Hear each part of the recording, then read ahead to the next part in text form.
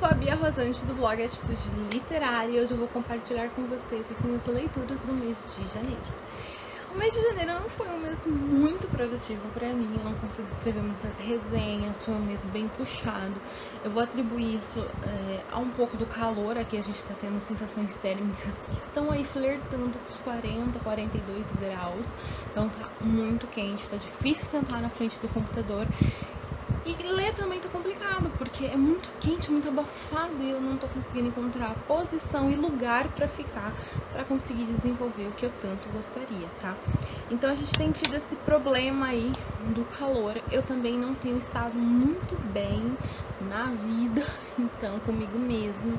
Isso também dificultou bastante as minhas leituras e o andamento de todo o projeto, isso tanto na vida pessoal quanto na vida profissional. Mas a vida que segue, eu acabei fazendo 6 leituras no mês de janeiro. Eu tinha me proposto a fazer 8, mas consegui fazer 6. Vou mostrar 7 livros pra vocês, porque estou dando uma roubadinha. Eu estou gravando esse vídeo no dia 2 de fevereiro e eu terminei uma leitura ontem. Mais precisamente hoje de madrugada. Então eu incluí ela aqui porque eu queria dar esse volume e porque eu queria falar essa história aqui com vocês. Então eu vou começar falando pra vocês agora quais foram essas leituras do mês, tá? O primeiro livro, então, é Indecifrável. Não tá exatamente na ordem na qual eu li, só na ordem que eu peguei e coloquei aqui na pilha, tá? Indecifrável é o segundo volume da trilogia Inesquecível da Jessica Brody e ela foi lançada pela Hope. Eu não posso falar muito deste livro porque seria um tremendo spoiler do primeiro.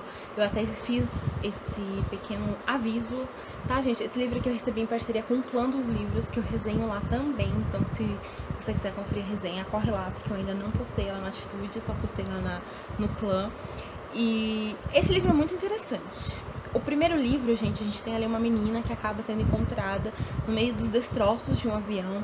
Tudo indica que ela estava nesse avião e que ela foi a única sobrevivente. Mas à medida que a gente vai avançando com a história, a gente vai compreendendo de fato o que ela está fazendo perdida ali.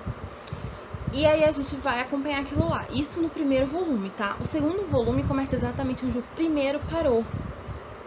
Então eu não posso dar muito spoiler, mas assim, o que eu achei desse livro é interessante, teve uma evolução, nós ainda, eu acho que quanto mais a gente se aventura nessa história e busca mais respostas, mais perguntas acabam aparecendo. É uma leitura que começa um pouco lenta e do nada ela fica muito rápida, porque tem ação, a gente se envolve com essa história, a gente quer saber o que vai acontecer. E agora eu estou louca querendo o próximo volume, porque eu tenho certeza que será assim, de roubar o fôlego mesmo, tá? Então, se você não conferiu essas resenhas, eu vou deixar o link aqui embaixo pra você conferir, tá? Eu não trago resenha em vídeo, gente, porque eu tenho um problema muito sério de achar que eu não tenho esse flerte com a câmera, eu não tenho essa facilidade de falar, de conseguir me posicionar de verdade. Então, eu acabo preferindo fazer escrita, tá? Por isso que os links sempre vão estar aqui embaixo de todas as resenhas, tá bom? Outro livro que eu li assim mesmo, então, foi Noivos para Sempre, da Clara de Assis. Esse livro foi publicado pela editora Charme. Eu amo as edições da editora Charme, elas são sempre muito impecáveis, muito carinhosas. Esse livro é o segundo volume da série Os de Biase, tá? O primeiro volume é Aluga-se um Noivo, vou deixar o link aqui embaixo pra vocês conferirem a resenha. E no segundo volume a gente vai conhecer a história do Enzo e da Giovanna, tá? Que na minha opinião são os dois mais malucos dessa trupe toda, que é uma trupe bem barulhenta, isso a gente acompanha aqui. Que nós temos eles viajando até a Itália ali pro casamento, né, do primeiro livro lá, que eu esqueci o nome dos protagonistas, me perdoem, né, mas o Enzo é o rebelde da turma, a ovelha negra, entendeu? Ou é o que todo mundo pensa, aconteceu um problema, é culpa do Enzo. O mundo tá acabando, é culpa do Enzo. Tudo é culpa do Enzo, gente, eu nunca vi igual. Mas ele ainda é um dos netos preferidos da vovó. E é muito bacana essa relação que ele tem com a avó. E a Giovanna, que é racional demais, ela pensa demais, ela é cheia de responsabilidade. Então a gente tem aí dois contrastes, mas que se encontram muito bem e criam esse divertido romance. Super recomendo, se eu já tiver postado a resenha, eu vou deixar o link aqui embaixo também pra vocês. Vale a pena conferir.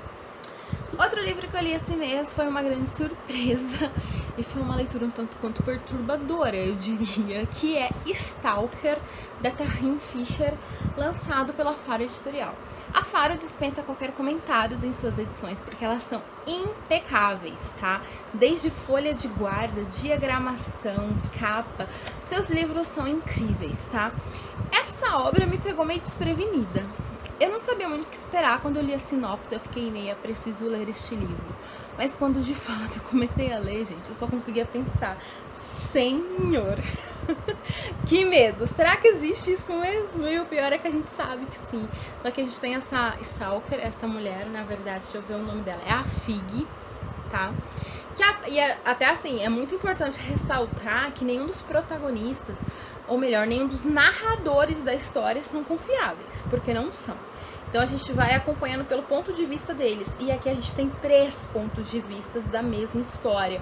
Isso foi fantástico, foi brilhante, porque nos permite entender como a mente humana é terrível, terrível, gente, mas terrível mesmo. Então aqui a gente tem o primeiro ponto de vista, que é da psicopata.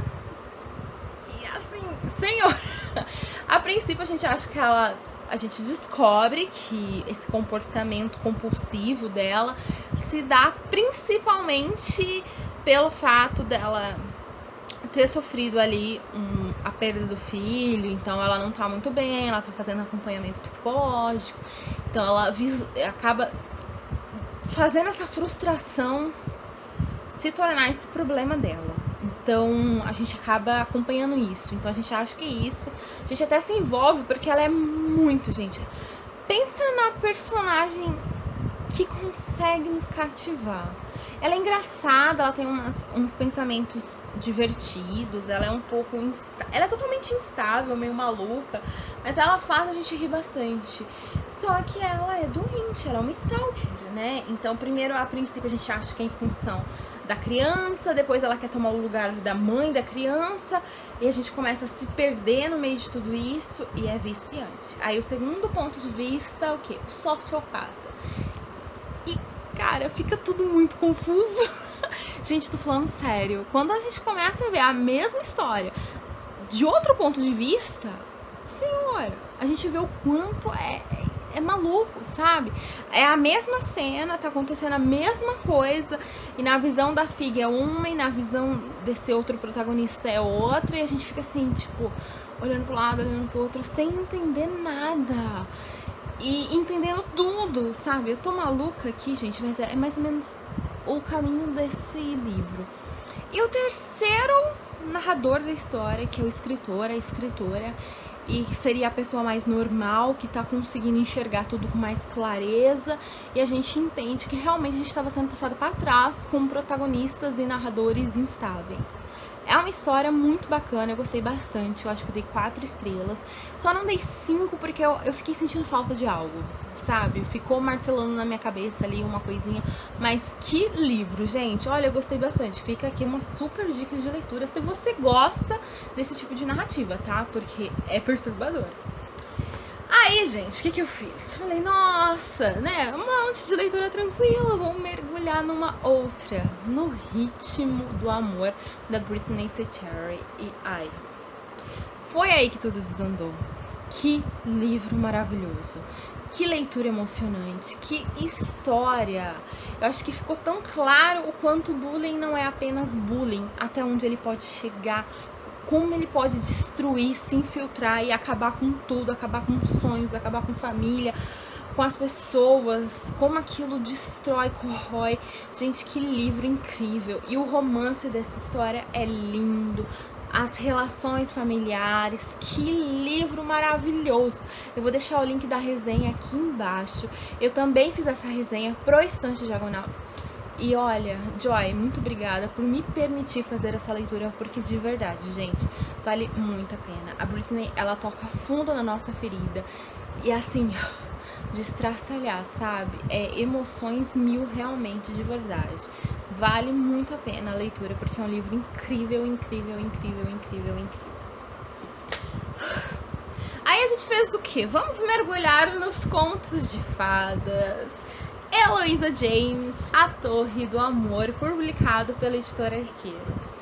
Foi uma leitura muito diferente, sabe? Eu gostei muito da história. Eu acho que eu dei 4 estrelas também, eu não lembro agora com certeza. E eu gostei, acho que esse aqui foi um dos meus favoritos até agora. Ela já publicou acho que 3, esse aqui é o 4º volume, né, em que ela faz essa recontagem dos contos de fadas. Então A Torre do Amor é inspirada em Rapunzel. E gente, olha, sabe que até agora eu tenho um pouco de dificuldade de falar pra vocês, porque me pegou no diferente, sabe? A gente tá acostumado com os romances históricos, onde a gente tem aquele romance que acontece muito rápido, né? O protagonista se olham, se apaixonam, se encantam e a história ali se desenvolve em cima desse casal, né? E aqui, meio que a gente tem isso também, mas a gente não tem essa glamorização, a gente vai direto nas dificuldades de se envolver com uma pessoa que você pouco conhece.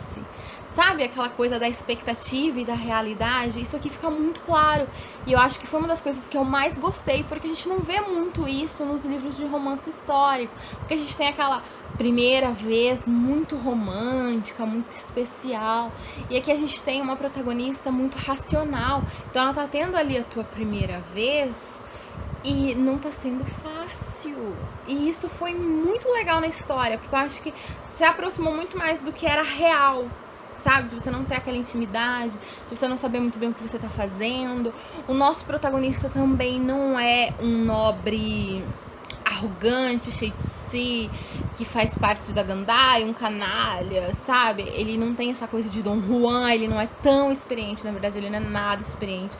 Então assim, são elementos que tornaram essa história muito, muito, muito legal mesmo, bem diferente do que tô acostumada, do que eu sempre encontro nos romances históricos, então dos romances de época. Então gostei muito, muito, muito mesmo. Vou deixar o link da resenha pra vocês aqui embaixo. Vale com certeza a leitura, viu? E eu já tô ansiosa pro próximo. E então eu mergulhei numa história que eu não tenho emocional pra falar dela, nenhuma. Eu vou fazer um vídeo só sobre essa história, tá, gente? Porque que livro. Nossa. Kristin Hannah, tinha que ser, né? Jardim de Inverno. Esse foi o primeiro livro dos 12 livros para 2019. E, gente, por mais que tenham me falado, preparem os lencinhos, essa leitura é incrível. Eu não tava preparada. Eu ainda não tô. É muito, muito maravilhosa mesmo, sabe?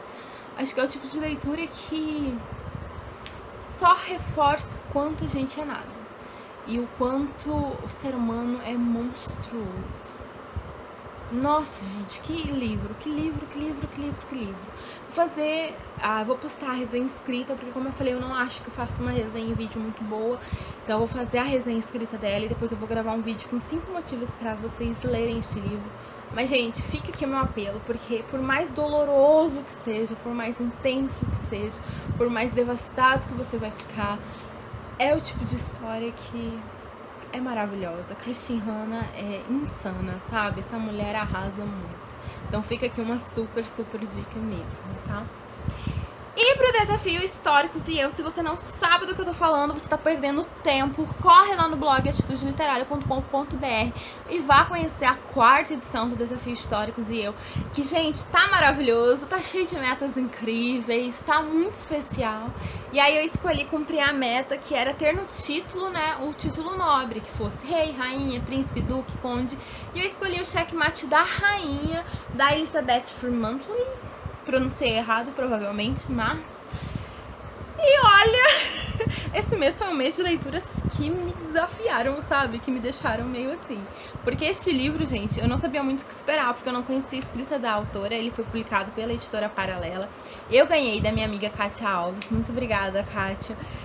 E, gente, que livro diferente, sabe? Eu acho que ele tá muito verossímil. Ele é ali...